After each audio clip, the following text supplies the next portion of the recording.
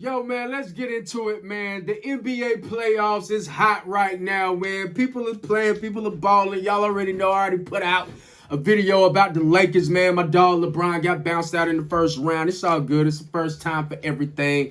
But, man, let's focus on what we're seeing in the NBA right now. Specifically, I want to talk about Chris Paul, that boy, that man, CP3Z.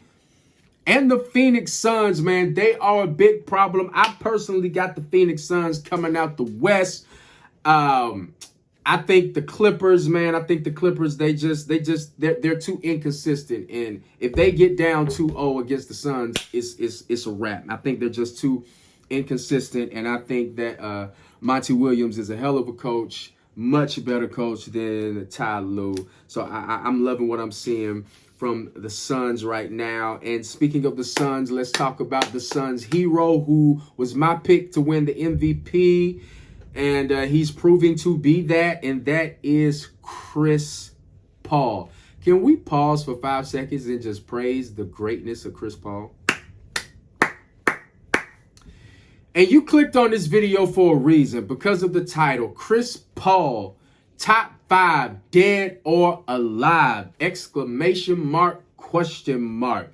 Is Chris Paul a top 5 point guard, dead or alive? Out of all of the point guards who ever played in the NBA, dead or alive, where is Chris Paul in the pecking order, and does he make the top 5?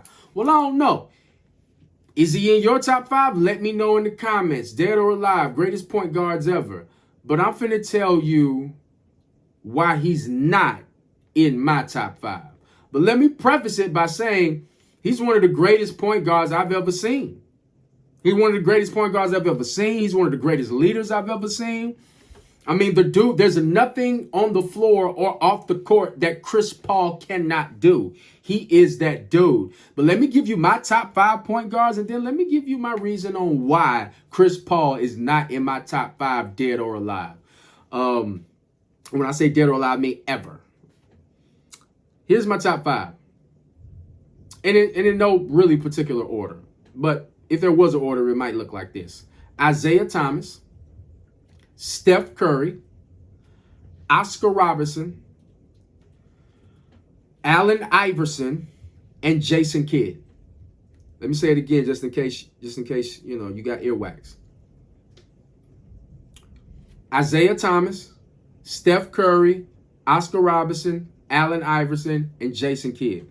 That's my personal top 5. And here is why Chris Paul is in the conversation, but he's on the outside looking in. It's a very simple concept, all right? And the simple concept is this. I cannot put you in my top 5 of anything, is specifically basketball, and you haven't even gotten to the championship game. I'm not saying you got to win it. Allen Iverson didn't win one. But guess what AI did? He got the sorry Sixers with Eric Snow and an old Dikembe Mutombo. And he got the Sixers into the finals against the Dynasty Lakers, Kobe and Shaq. And he won the first game, for crying out loud. He won a game. I saw him will his team to the finals and win a game. Did he win the series? No. But I saw him will his team to the finals. I saw that.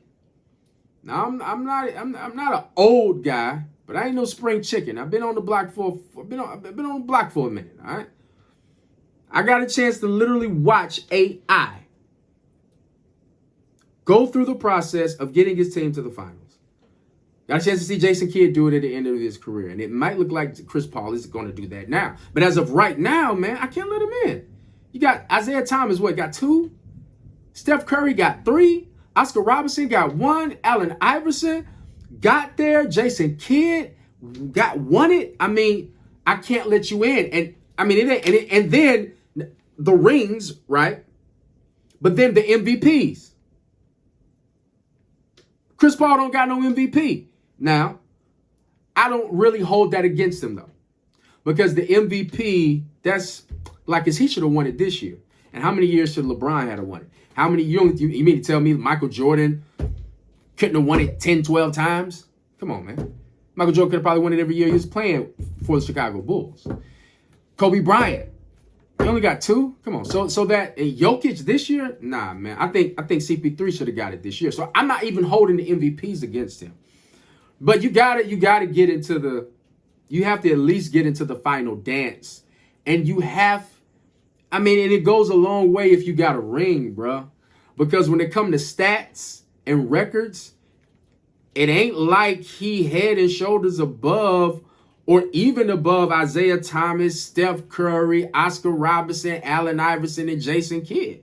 It ain't like we're talking about CP3, the all-time assist leader, or CP3, a top 5 in scoring or something like that. You know what I'm saying? So, like, I don't understand why people are so quick to call him the point guard. I don't get it.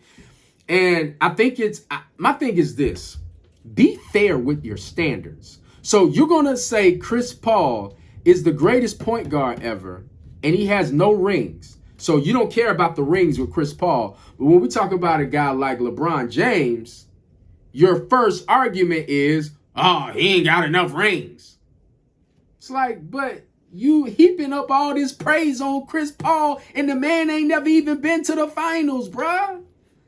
Like, I'm rooting for Chris. I'm rooting for the Suns. Suns are my pick. I hope they get in, and I hope they win it.